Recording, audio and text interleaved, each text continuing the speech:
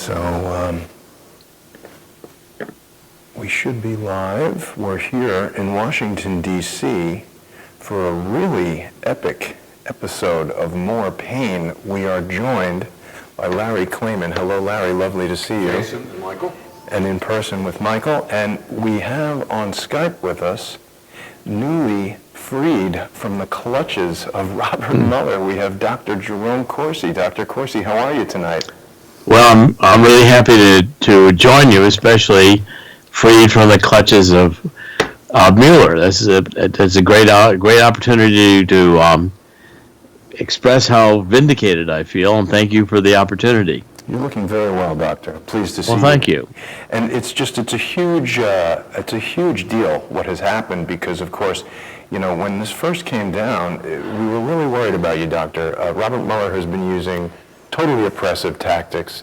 Now, I know that you and Michael haven't met before tonight, but I think this is actually a really unique interview because Michael has also been targeted by the FBI. Maybe we should talk about it. I went up against Mueller's FBI when he was director, and then it split over into Comey's FBI, but it was mostly Mueller. So when I've seen Dr. Corsi do recent interviews, and some of these eggheads are asking really ridiculous questions, and Dr. Corsi is cordial enough to entertain them. But my questions for Dr. Corsi would be a lot different in the sense that how are you doing physically, and are you getting enough sleep, and you know, how do you see the world differently for after this debacle? Because that's what it comes down to when these guys come after you. It's a debacle.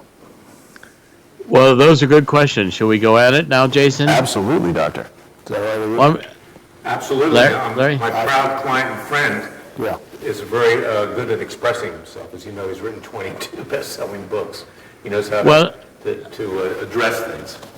And also, I mean, Larry there's a great victory for Larry. Larry did a brilliant job of lawyering and helping me to steer through this. I don't know if I could have done it without Larry. And Larry, I think you just did a brilliant job. And I mean that sincerely. I don't think there's another lawyer in the country that could have done it nearly as well. And I get the success we've gotten. I mean, Michael, to answer your question, when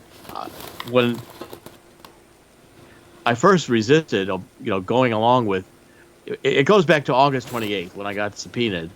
Two FBI agents knock on the door unannounced in the afternoon. I'm with my wife in my study. They present you a subpoena. I mean, it's a very frightening experience, and it starts then. But you go through all the inquisition, and we can describe that in some detail. But in November, after 40 hours of working with the special counselor and trying to cooperate, and them constantly saying we're lying, they blow it all up and they want me to sign this plea deal, which essentially pleads to my one count of my first day's testimony, where I had not reviewed my 2016 emails, a memory mistake. I mean, I forgot a few emails, and they allowed me to amend that testimony. But in November, when they wanted to have me plead guilty, they only had the one count of the unamended first day's testimony. Now, I thought that was completely fraudulent. And when I basically struggled, because what they were telling David Gray, who was my attorney at that time, David is still working on the team with Larry, they told him that if I didn't go along with this, they were going to indict me maybe on multiple charges. I'd have a jury in Washington, D.C. I would lose, and I'd have 25 years in prison. Wow. Or I'd plead to this one count and not go to any prison time because they'll recommend no prison time. Well, I mean, we struggled with that, my whole family, because this experience throws you into chaos as a family, into a Kafka-like nightmare. And finally, my wife Monica woke up one day and said, basically, that she said directly, I remember it vividly, she said, I don't care if I have to visit you in prison the rest of your life. I'd rather you not become the man different than I married. Right.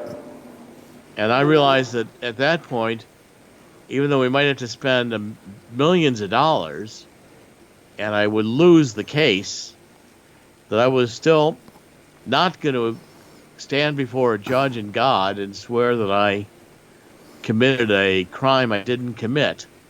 So we told Mueller to take a hike, not knowing at that moment, and Mueller was furious. Zelensky, one of the special prosecutors who I've described as a thug, basically told David Gray, we'll take it from here. And until this past weekend, we haven't known whether we would be, is Dad going to go to the prison? Is Mueller going to knock down the door and It's the arrest? uncertainty. That uncertainty will tear you apart. I said it could happen. It could happen.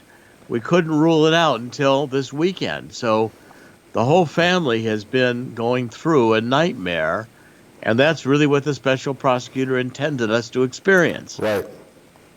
Well, just real quick, Larry, Dr. Corsi said one of the parts of the plea that was on the table is that they won't seek prison time, but that's just BS because in my case, they said the same thing. I pled out to one count, and then at sentencing, they said, well, Your Honor, we seek 36 to 48 months for Mr. Moore. And my attorney and I are looking at each other like, what? This wasn't part of the plea. It wasn't part. But they just decided to change it on the fly because they basically lie. So it depends on who you get as an AUSA or the U.S. attorney. So even if you thought you were pleading out to no prison time, they wouldn't seek any prison time, they could do a 180 at sentencing, and you'd find yourself, you talk about going into sentencing thinking you know how things are going to play out, and then your heartbeat goes from you're already ramped up, but your heartbeat goes from being ramped up to like AFib, like what? I'm looking at 36 to 48 months. This has already been worked out over months and months and months of negotiation. And then they pull the rug out from under you at the last minute, and you're like, I think they do that to see if you'll snap, so they can say, see, this guy's unstable, he needs to be incarcerated, he's a loose cannon. But they push you all the way to the edge and all the way to the end until the judge steps in and says, this is how it's going down. Leave the guy alone, let him do his time, let him do his probation, whatever. So. Well, that's what the judge said for you, Michael, but there are other judges that actually can take even a worse position. No, you're right. You're absolutely right. And the doctrine in the government is never stopped. That means it's never prevented from changing its position, you see. You learn that as a Justice Department lawyer. Obviously, I wouldn't do that. If I make a commitment, I'm going to keep that commitment. Right. But who knows who Jerry might have gotten as a judge. You don't know. He might have gotten Manafort's judge. She's pretty Well, tough. see, look, I had David Gray. I asked David, ask them when they're going to sentence me. Well, Zelensky said it may be a year before we sentence him. Well, that meant to me I was going to be under a gag order. I was going to go before a judge and plead that I committed this crime which I did not commit. Now I'm a criminal, and they own me at that point. And if I do anything in that year they don't like, when it comes time to the sentencing, they can say, no, we're not going to live up to the promise because you were a bad boy, and we're going to go in and recommend 5 years or whatever they decide to do. And secondly, I said, look, I've got securities licenses and insurance licenses. Ask Zelensky, I've got an obligation under the regulations to report any material change in my circumstances that could disqualify me from having securities or insurance licenses. Well, Zelensky says he'll go plead before a judge. That'll be sealed, and he can't tell anyone, including the regulators. So now I've got to lie before a federal judge to a crime I didn't commit. I've got to wait to see, be controlled by them, do whatever they say for a year or more, and I've got to break regulations. Only a criminal would offer you a plea deal like this. That's why I couldn't do it. I said, this is dishonest. And I did not, knowingly and willfully give them information I knew to be false on a material event or fact with the intent to deceive them. They got to prove all those points. So I said, let them go to court and prove them. I want to say no. Well, when Monica made her decision, I said to David, let's just tell them to take a hike. In fact, David was urging me to, really consider that this was my one chance to stay out of prison. on the Monday after Thanksgiving, I was on One American News, and even without telling David, I just announced I was going to reject their plea deal. And Zelensky called up David and very angrily said, "We'll take it from here."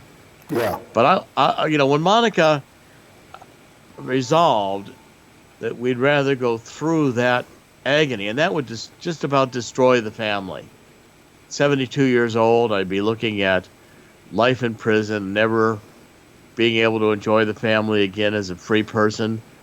And, the choice they were giving me, especially now that we know that they did not indict me, means that they knew they couldn't prove I had violated that statute.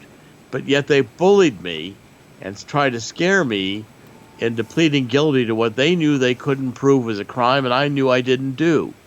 Now, I think that's totally fraudulent. They were looking That's for another wrong. scalp. And in fact, when I became Jerry's counsel along with David, we decided that we would wage a good offense because that was the best defense, and we would put Mueller on the defensive, something that the president should have done from the very beginning. And that's why we filed criminal complaints with the Inspector General, Office of Professional Responsibility, with bar associations. We filed a $350 million civil suit for illegal mass surveillance, which included Jerry, of course. The president could have done that himself. Probably wouldn't have gone through this 2 years of agony if he had pushed back.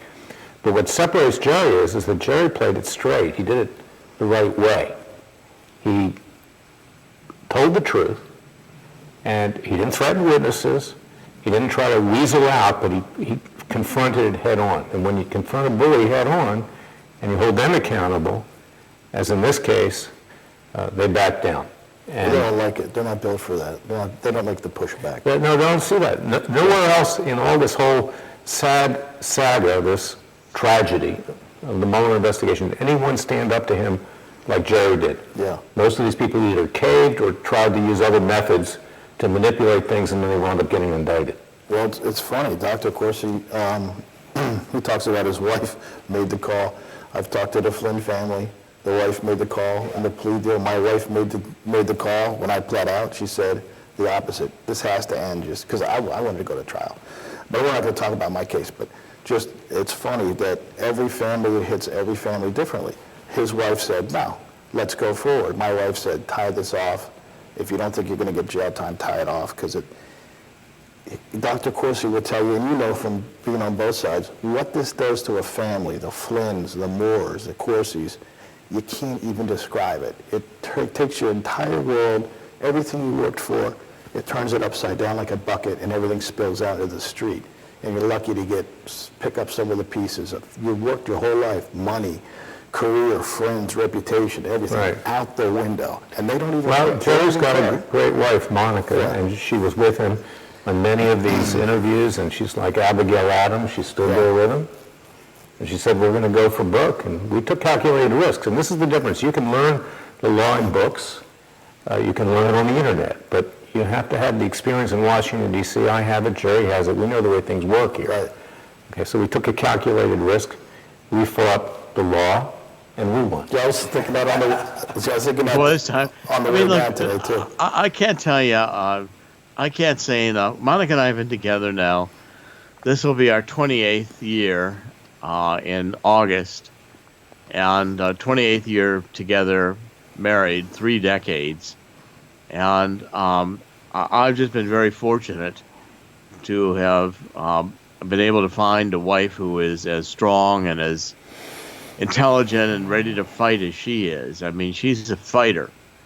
Yeah. And does not like to be, she's born in Argentina. She's Italian.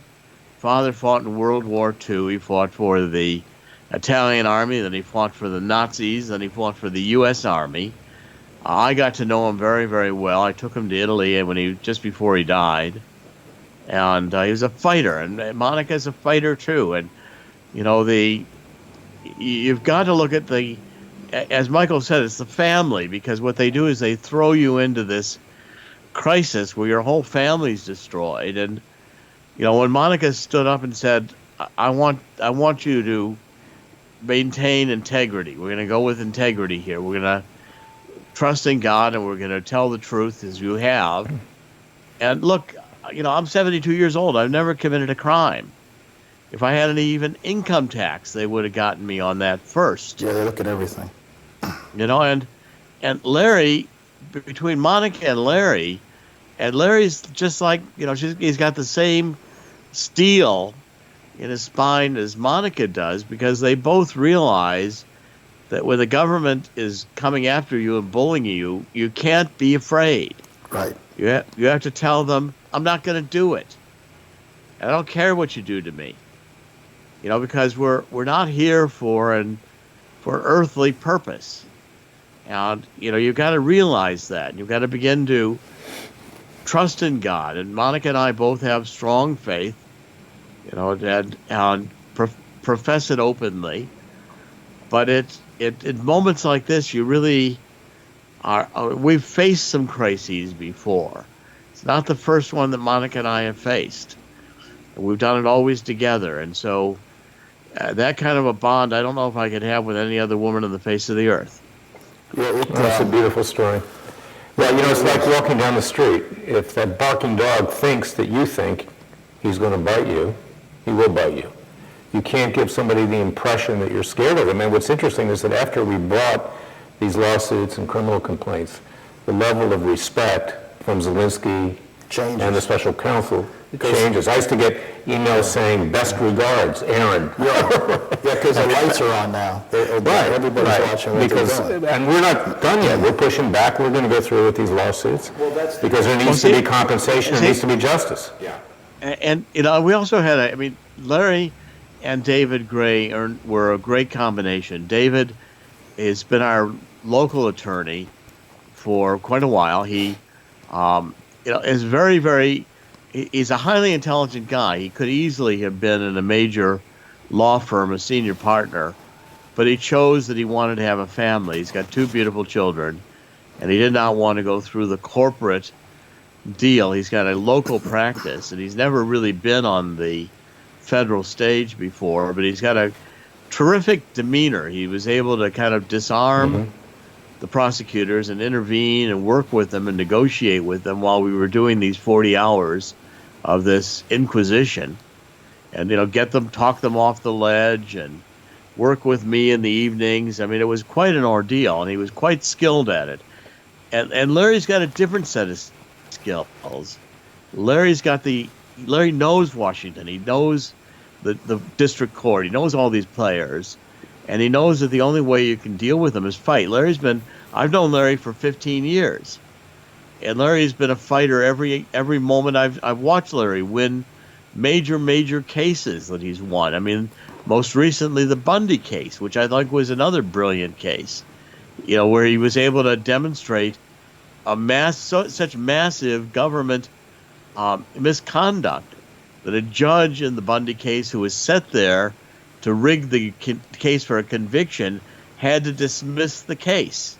I've never seen anything like that in my life, and Larry pulled that off. Now, Dr. Corsi, can we talk a little bit about your new book, Silent No More? Thank you, Jim. Yeah. Well, Larry is totally knocking it out of the park left and right, but people want to hear a bit more, I think, Dr. Corsi, about the book and about the inquisition that you went through. Well, this, first of all, Silent No More, I started writing while we were going through, this horrible experience. I wrote it the first person.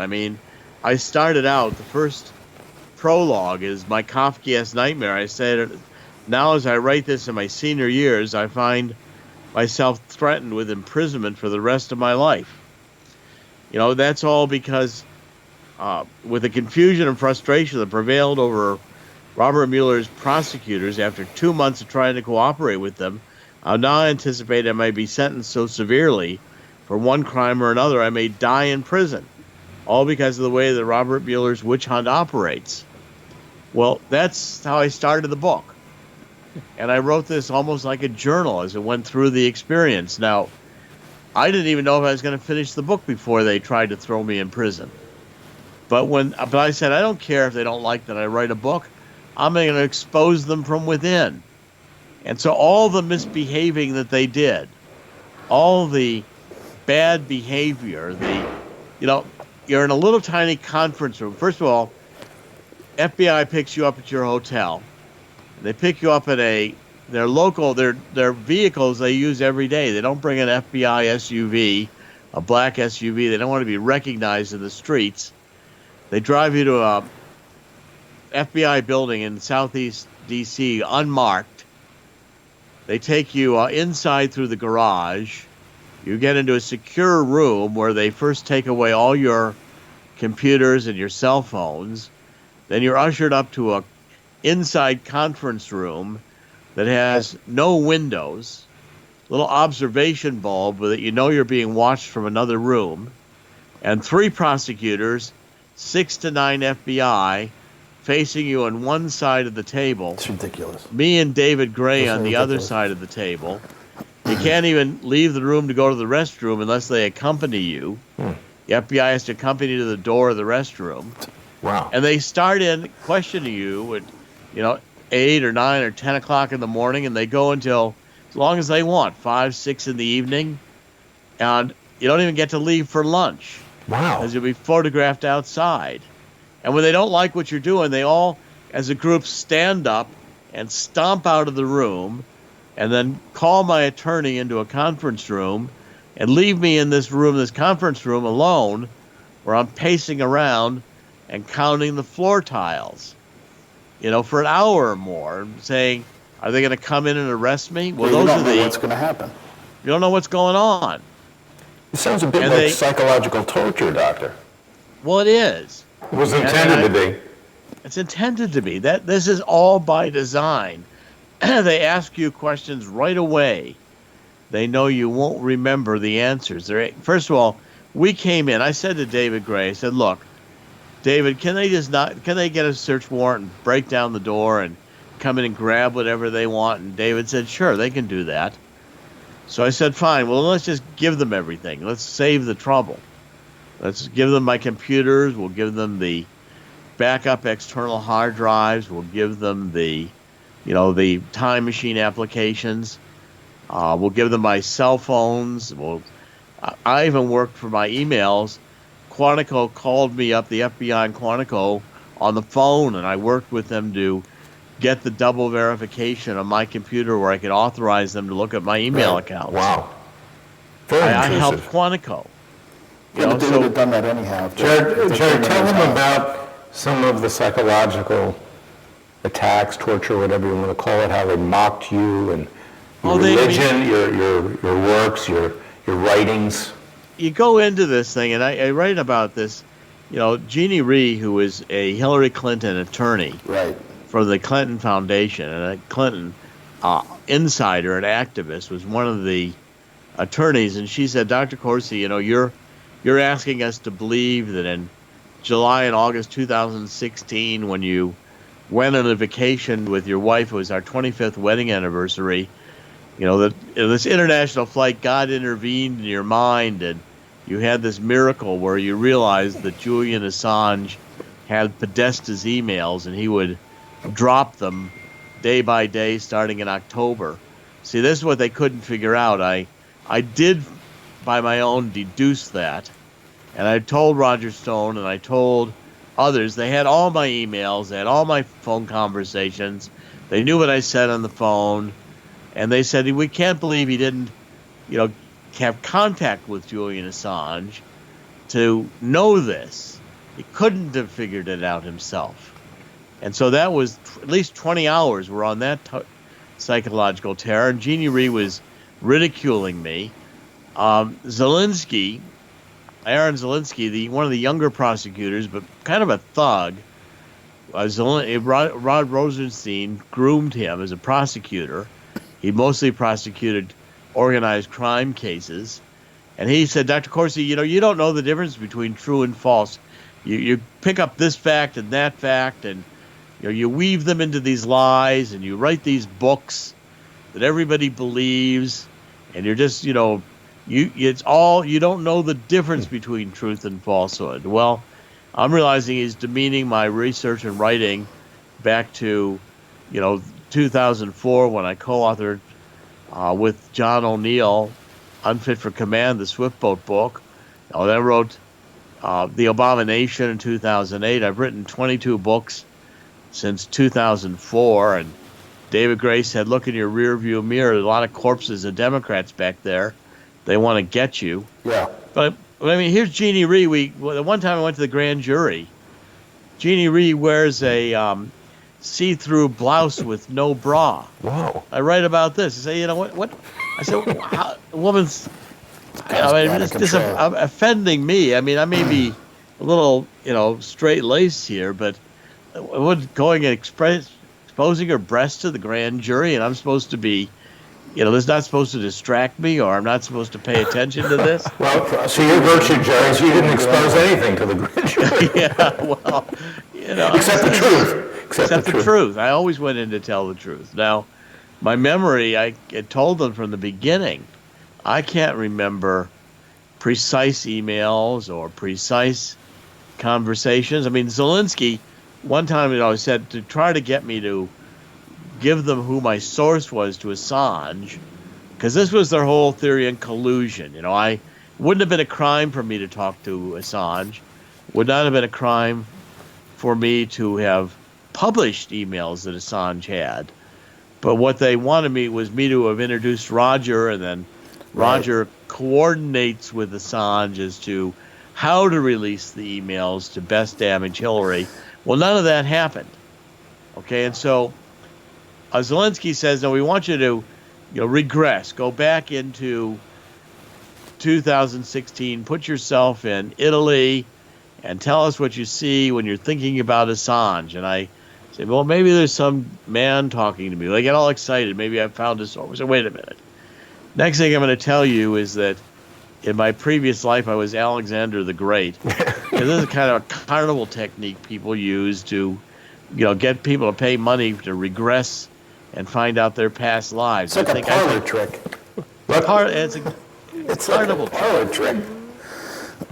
Now, Dr. Corsi, Jack Posobiec spoke about the regression interrogation, and he said that that's not even allowed to be used on terrorists in Guantanamo Bay. Well, it's pathetic.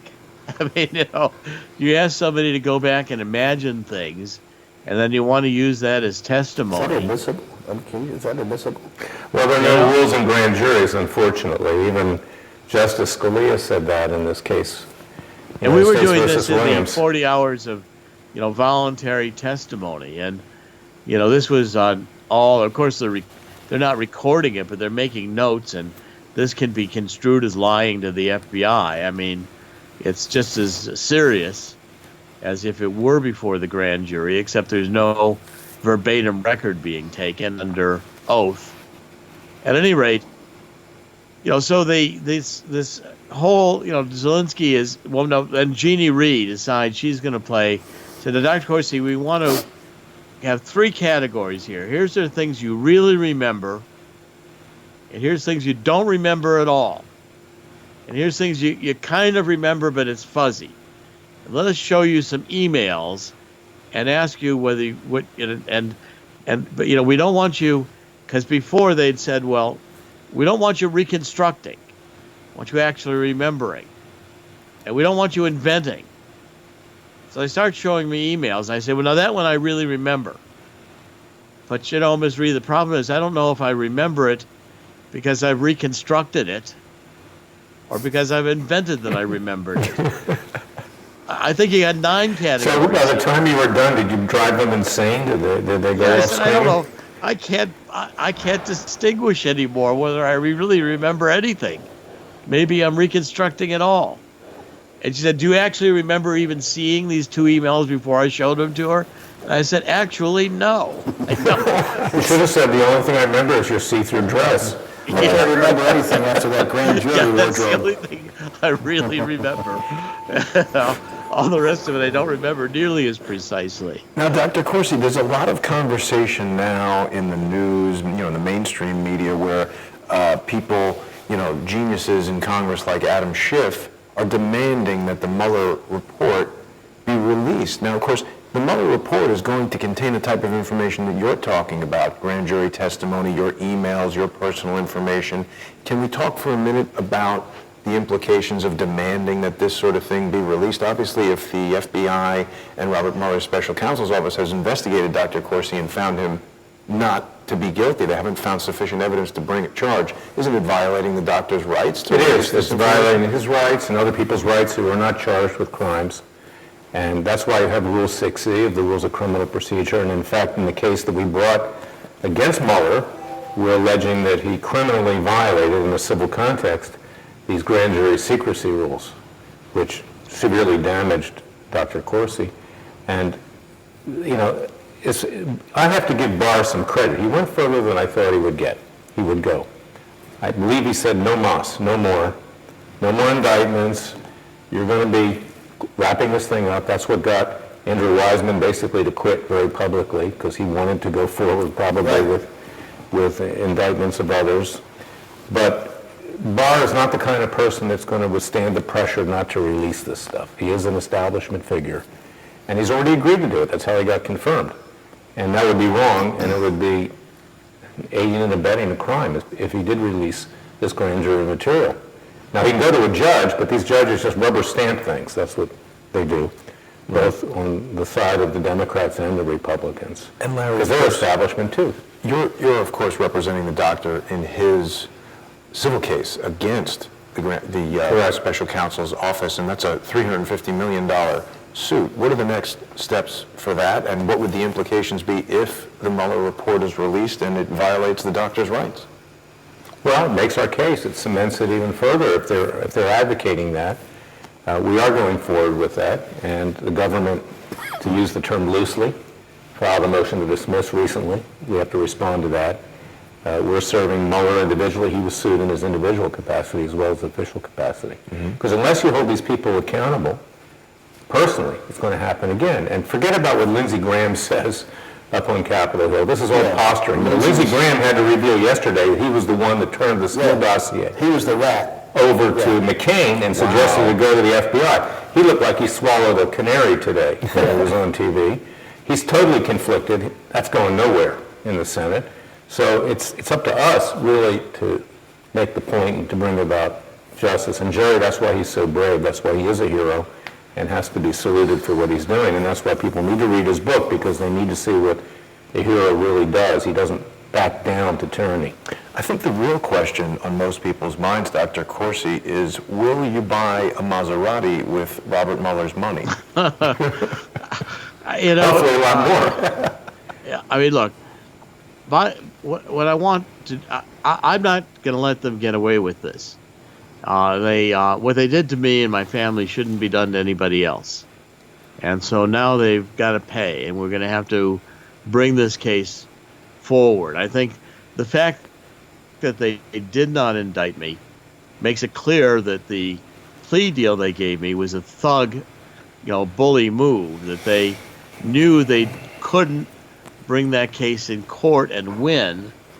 So they tried to, they say he's old, he's confused, he doesn't want to go to prison, so we can just get him to bend by threatening him.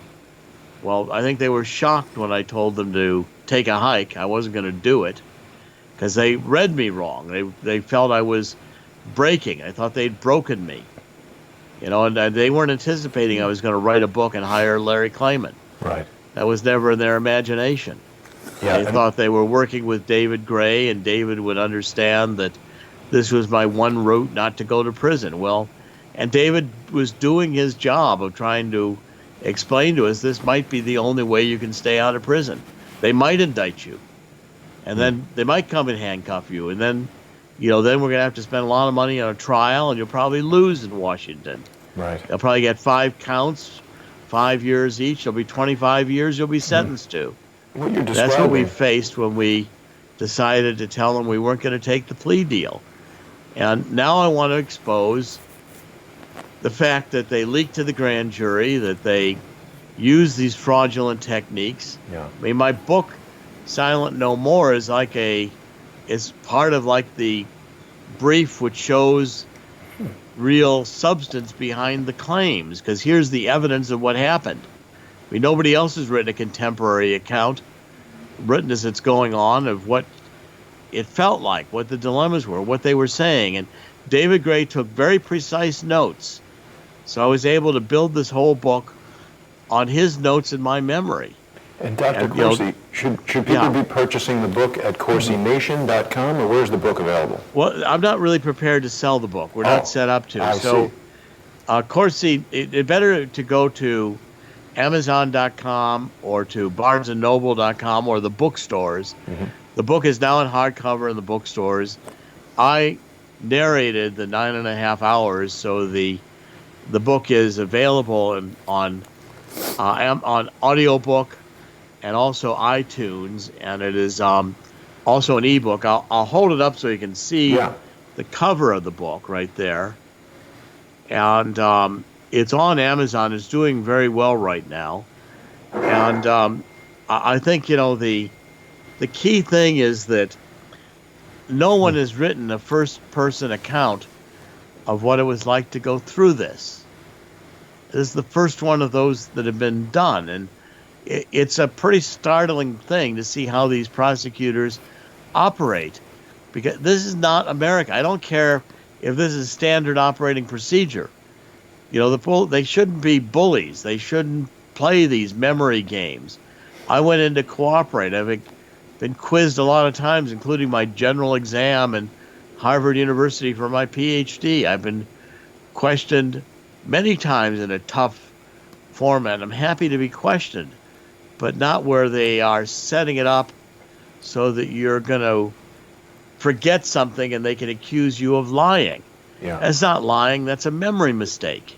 Well, what Jerry went through is symptomatic of the breakdown of our legal system today, of our justice system. You saw it, Michael. Other people see it. The Bundys saw it. I've got another client, Schaefer Cox, who's been put away for 33 years for something he said. Didn't do anything to either attempt to kill anyone or conspire. But they'll set you up. If they want to get you, they'll get you. They'll get you, but you can't back down. You can't show that weakness. And, you know, God was on our side. That was a big part of it, just like it was on Klayman Bundy's side when he walked out that day and looked at the sky and thanked the Heavenly Father. There is divine justice here, and you have to give God a chance to work.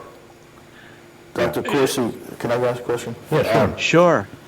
I found like it's hard to describe, but you have like your nieces and nephews come up to you, hey, Uncle Mike, are you going to prison? Like when all this stuff goes on behind the scenes, did you get any of that from younger family members and things like that, or did you kind of keep them in the dark as to what's going on? Some of my family members we kept in the dark, including my mom, who was very sick at the time. But other, 20-something nieces and nephews are like, what's going on, Uncle Mike? Are you going to the big house? I mean, this is stuff that goes on, so I'm just curious how you dealt with that. And also, do you feel that your family is tighter now after having weathered this nightmare?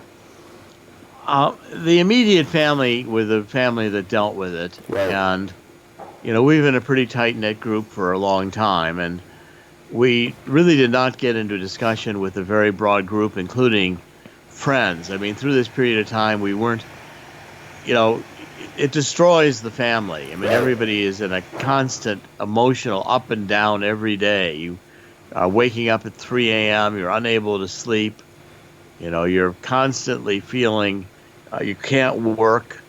It destroys the family life. I mean, right now I have no job. Everybody abandoned me. All the people, as soon as I was likely to be a criminal, all the consulting jobs ended. No one, and the hard left was saying, you will expose the Corsis working for you. It's like Media Matters does with attacking the advertisers. Well, and it wasn't just that, too. Is that we won't get into specifics because there's a criminal trial coming up for a special person. But Jerry was attacked, from another quarter as well, and so was I. And we had to push back. So we were getting it from all sides. And that's a the way they could get to him was to try to get to me as well. Yeah. Right. Well, that's professional. But, I mean, I would imagine, in my case, I had people I thought were friends for 30 years that said, dude, you're going to jail. We don't want to have any part of you. And then you're like, wait a minute. Well, people do run from it. Yeah, but I'd say the true friends expressed, prayers and were not close to it. And we're not telling people day by day what was going on. That was Right. within the family. I mean, it's too personal. And for the longest time, we were trying to cooperate. We didn't want to, as soon as you start talking to the press, the Zelensky thinks it's like, and like you've committed treason right away to them. They want you to be completely confidential. But when I decided I wasn't going to take their plea agreement, I took the plea deal they had written up from me and I circulated it to the press. Well, they hated that. Yeah, they don't like that at all. And even Giuliani said, I saw this, all he had to do was read the script they wrote for him, and they would have had no prison time. And he knew that script was a lie. They wrote to him perjury. Well, I can document in the writing of what they offered me that they were demanding I tell lies in order not to go to jail. I was going to tell those lies under oath to a judge. They were demanding I commit perjury. The irony here is that the president, who has much more power, obviously, than Jerry or me or David or anybody, could have done all these things himself earlier. But he was not, in my opinion, getting good advice. So he got dragged along for a couple of years. And fortunately, it looks like it's ended well in this regard. But we're not done yet. We have to deal with congressional committees. We have to deal with Gerald Nadler, who's a complete lunatic. He's completely out of his mind. Yeah, Schiff is behind Nadler. You've got, these two Muslim congresswomen that want to see everybody put away, and the rest of them. And we're not done yet. I mean, it's a tremendous relief to know I'm not going to be indicted. I think that's vindication. But they'll be happy to trip me up, get me to testify under oath to a congressional committee, and then immediately compare it to all the things I told the FBI on Mueller and see if they can't find a basis to charge me there. I mean, it's another whole trap. And, this whole idea of producing documents, well, I don't have documents I can produce.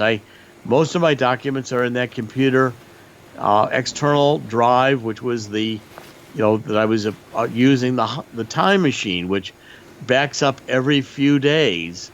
So you'd have like 4 backups a month, 2 or 3 years. You'd have, 40, 50 different views of that computer.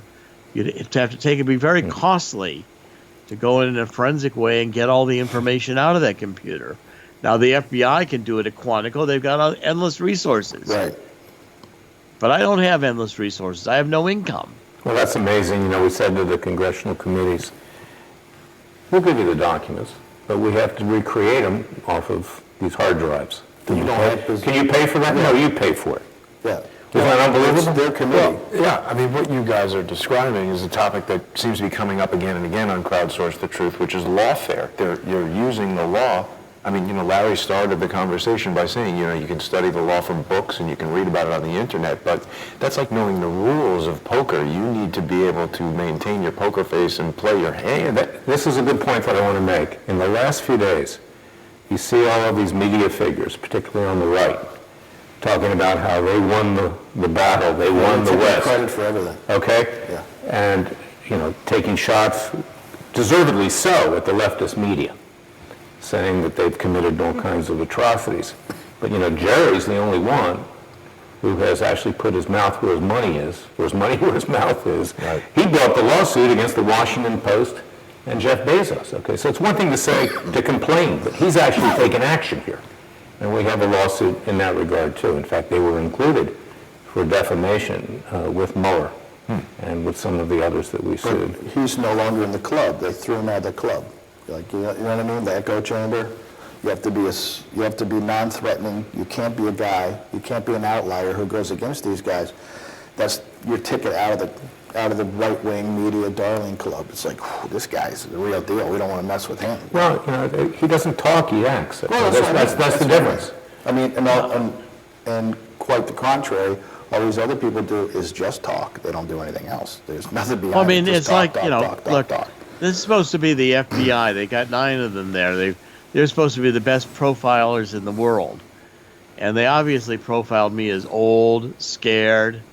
And I mean, they should have figured out I've written, as I say, 22 books since 2004. I've written these books against, with the Swift Boats, co-authored it. I've gone after Obama in many different ways, including the birth certificate. wrote Killing the Deep State.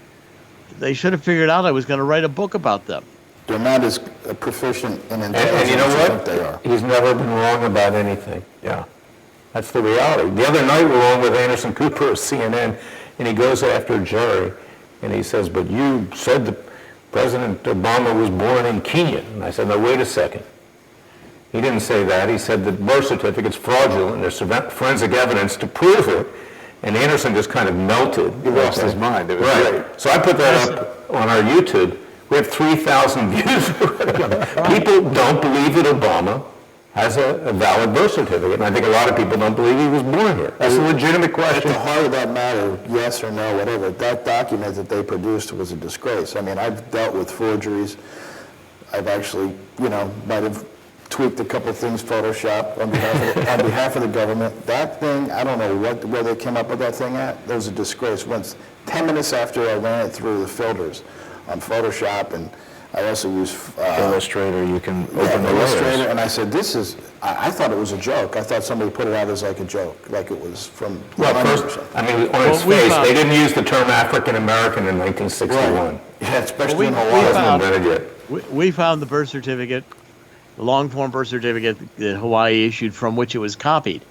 I mean, you hear John the Mahoney. White House issued a computer document that didn't exist in 1961 and said, here's the birth certificate. Well, I mean, that I was, wait a was minute, how'd you preposterous. get that? Yeah, it was They don't have any preposterous. computers in 1961, and we want to see the original 1961 birth documents. Well, you can't see those. Why not? Well, we've got them in the vault. What are they gonna melt in the light of air? Just show them to people. Are they gonna disintegrate in the sunlight? Show them to us. I want to see the originals. No, they won't do that. I said to Anderson Cooper, they'll show the originals. The originals validate that Obama was born in Hawaii. That'll settle the case. They won't show the originals, then the case is not settled. I don't know where he was born. What I know is that Hawaii hasn't documented it. What was funny is that even some of the leftist media said that when we touched that nerve with Anderson Cooper, he shut the interview down. Hit the kill switch. Yeah, absolutely. So, Dr. Well, Corsi, see, they say, look, I was interviewed by Jeffrey Toobin for the New Yorker, and I said, Jeffrey, look, you guys accept government explanations of things. I don't, whatever the government says, I think they're lying. Probably started that with the Kennedy assassination, for sure, that I've questioned. And he pointed out something I thought in that article was quite good, even though he was ridiculing me. Bernard Balin, who was an historian at Harvard when I was there, wrote a very brilliant book on the origin of the American Revolution, and he pointed out that it was actually the pamphleteers that influenced the founding fathers more than Hobbes, Locke, Montesquieu, all these other, because they were more interested in the conspiracy theories and the corruption that had been in Great Britain and spreading into the colonies. That's what influenced the revolution, and so therefore the work I'm doing, the work others are doing to challenge government official explanations and to expose the deep state corruption. This is where the American public are like they were in 1776, paying attention. And the mainstream media has just become a George III mouthpiece. yeah. And Dr. Corsi, the mainstream media really put you through the ringer, in my opinion. I saw a lot of shows where the hosts seem to be, as you've just described, just berating you. Ari Melber on MSNBC opened his interview. An interview with you, he opened by saying, Robert Mueller doesn't leak, but yet, Michael worked with us when Larry provided the FOIA documents from the lawsuit that showed that there were massive leaks coming out of Mueller's office. Where else were all this stuff coming from? I mean, Right. Of course it was. So do you feel vindicated now, Doctor, in the sense that you're going to come back even stronger than before, and some of these things that you have been exposing for years will maybe now come to the forefront? It's hard to predict what's going to happen from here. And right now I'm mostly concerned about, this is not over yet. I want to make sure we win these law cases, and I've got to, reconstruct my life and reconstruct my career. I'm not ready to retire, and I can't afford to retire right now. And so therefore, I'm going to have to see what's next for me in my career. And, I'm going to have to figure out a way that I can continue earning a living doing the research, reporting, and the writing. And that's going to take some time. because these things are so dramatic and they're so traumatic that I know it's going to take me a period of time to recover, and it's not over yet. So I can't make any predictions about where I'm going to come out. Now I know with Ari Melber and the others, when I've been on these shows, I don't mind going on the CNNs because I'm used to coming back at them. You know, they say something and say, wait a minute, that's not correct. Or I disagree with that. Or you can't state it that way. Mm-hmm. You know, I'll sit there and debate with them on camera. A couple of times I said, now wait a minute, either you're going to let me say what I need to say, and I'm not going to monopolize the time, but you need to let me say it, or this interview's over. And you know, basically you've got to be assertive even there. Right. I take it you've never been on with Don Lemon before. Well, no, but I mean, I watched. He'll cut you right off the air. I was with they might. They could do that. He did that to me once. Let me say one thing to Dr. Corsi. Dr. Corsi, you don't know what's going on now with what the future holds, but sometimes, you know, I found out personally that there's an opportunity in all this, but it does take a while for the smoke to clear, for you to get your legs back under you. For me, I didn't know what I was going to do. I had a good job at Citigroup, running their anti-money laundering in 3 major cities. It was a great job. The FBI made sure I lost that job fast. And it was my wife who said to me, after about 2 months after I finished 3 years of probation, my wife said to me, well, what are you going to do? And I said, I don't know what I'm going to do.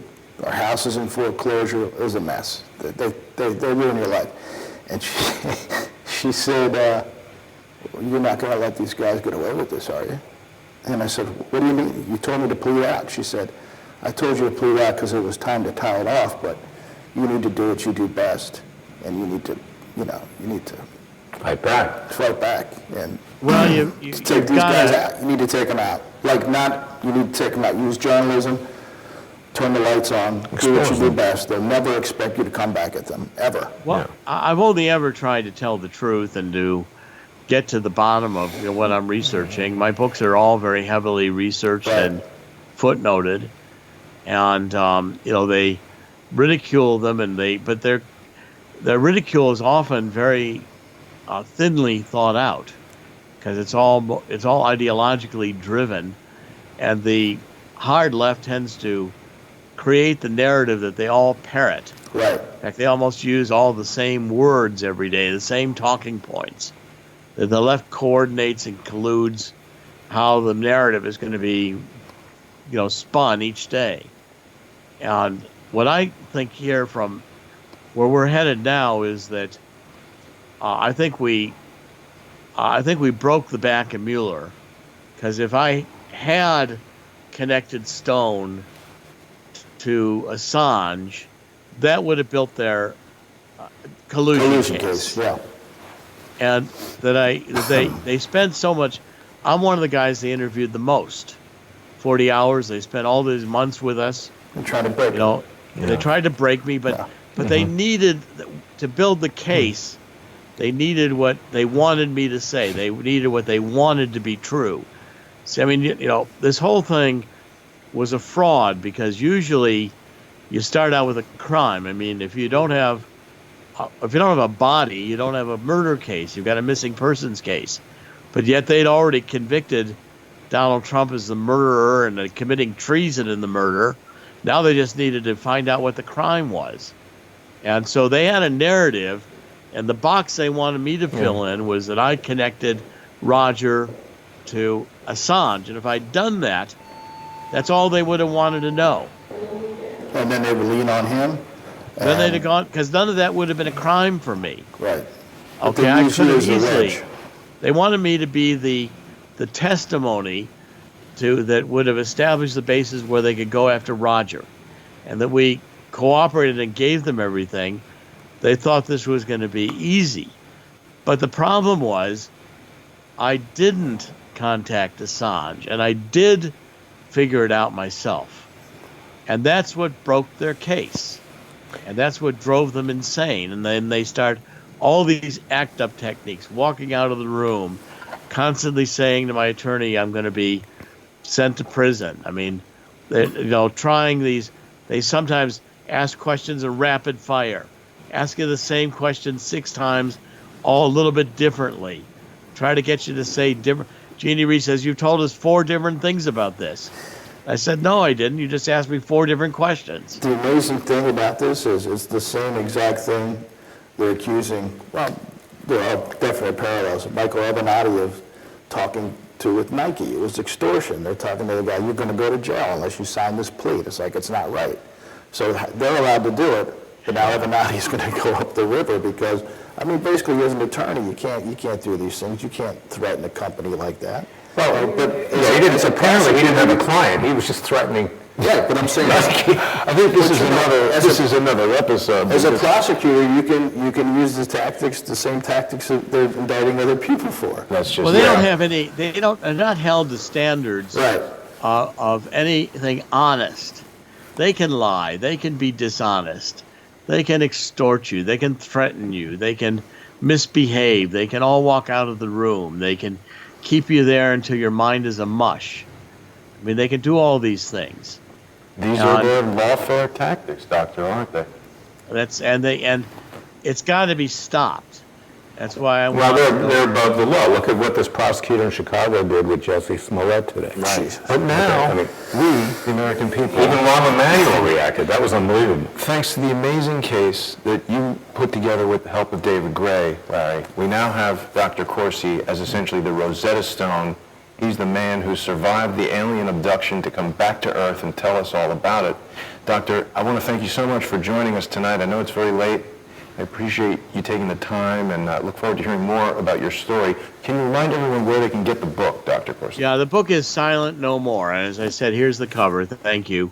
That's Silent No More right there. And it's available Amazon.com, BarnesandNoble.com. It's in bookstores.